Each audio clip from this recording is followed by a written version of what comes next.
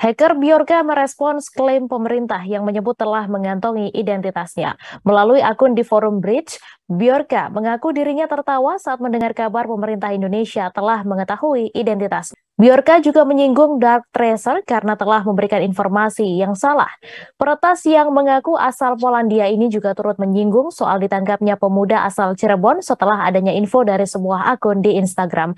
Diketahui pemuda yang dimaksud yakni M. Said Fikriansyah, pria berusia 17 tahun yang ternyata hanyalah seorang editor video biasa. Melalui akun di forum Bridge, Bjorka mengaku dirinya tertawa saat mendengar kabar pemerintah Indonesia telah mengetahui identitasnya. Lebih lanjut, Bjorka mengaku mendapat informasi tentang status Johnny G. Plate yang ia sebut akan segera dicopot oleh Presiden Joko Widodo. Jika benar, ia meminta agar Jokowi menggantinya dengan orang yang tepat, yang mengerti tentang teknologi dan bukan berasal dari kalangan partai, politik, maupun militer. Diberitakan sebelumnya, pemerintah mengklaim telah mengantongi identitas dari peretas Bjorka. Tak hanya mengantongi identitas, pemerintah juga mengklaim telah mengetahui keberadaan Bjorka. Meski demikian, identitas hacker tersebut belum bisa diungkap ke publik.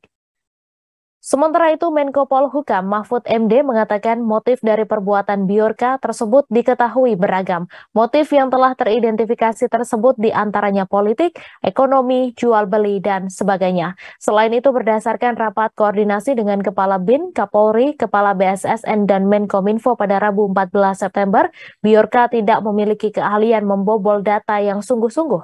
Menurut prasangka baik dari pemerintah, Bjorka hanya ingin memberitahu bahwa pemerintah harus berhati-hati.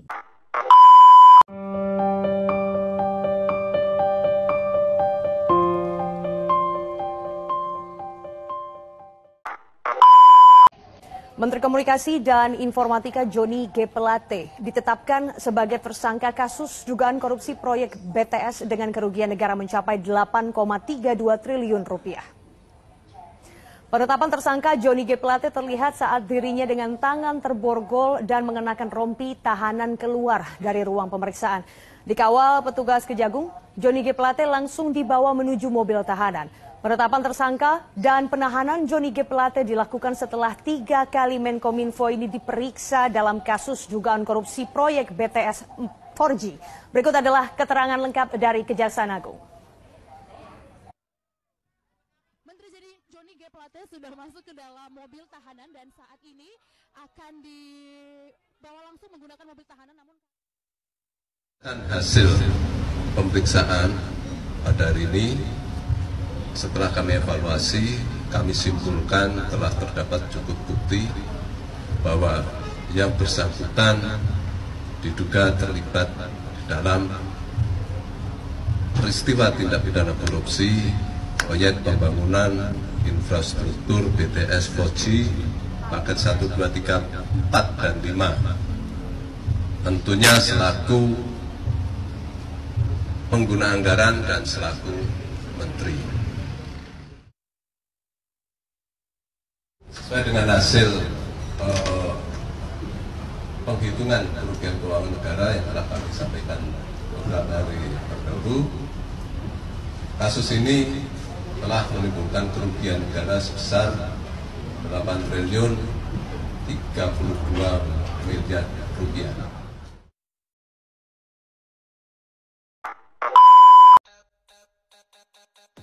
Sebelum terjerat dugaan korupsi 8 triliun rupiah, sosok mantan Menkominfo Johnny G. Plate udah sering nih jadi sorotan. Dia beberapa kali bikin kebijakan dan perkataan yang kontroversial. Misalnya soal one time password atau OTP yang waktu itu dia bilang harus diganti berkali-kali agar data nggak diterobos hacker. Pernyataannya pada 2022 ini bikin bingung ya, karena kan OTP berupa numerik yang dikirimkan pas transaksi atau login dan memiliki kedaluarsa yang nggak bisa digunakan berulang kali. Kemudian juga pas masyarakat diminta menjaga NIK atau nomor induk kependudukan yang menurutnya nggak boleh nih diberikan ke siapapun. Pak Joni kasih imbauan itu pas marah kabar 1,3 miliar data SIM card diduga dijual bebas. Padahal kan data SIM card juga butuh kasih NIK ya.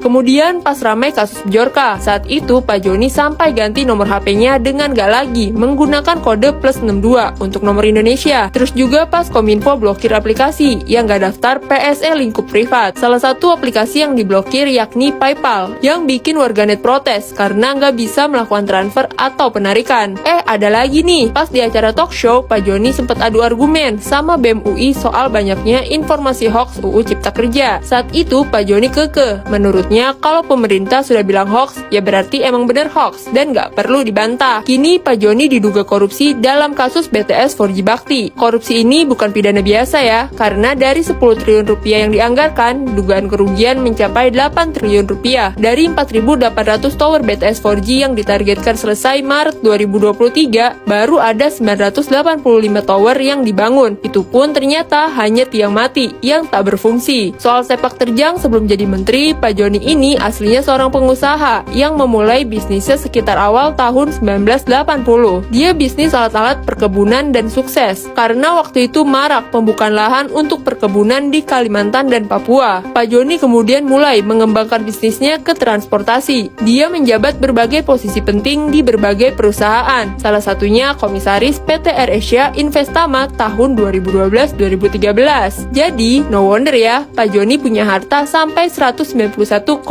miliar rupiah. Karir politiknya pun moncer. Awalnya dia gabung Partai Kesatuan Demokrasi Indonesia pada 2010, lalu pindah ke Nasdem pada 2013, dan kemudian terpilih jadi anggota DPR RI 2014. Dia kemudian menjadi wakil ketua dan ketua fraksi Nasdem di DPR pada 2014 sampai 2018, dan naik jabatan lagi jadi Sekjen Nasdem tahun 2017 sampai 2019, sebelum ditunjuk jadi menteri di tahun 2020. Nah, sekarang kita tunggu perkembangan kasusnya. Apa benar Pak Joni terlibat kasus korupsi seperti yang dituduhkan?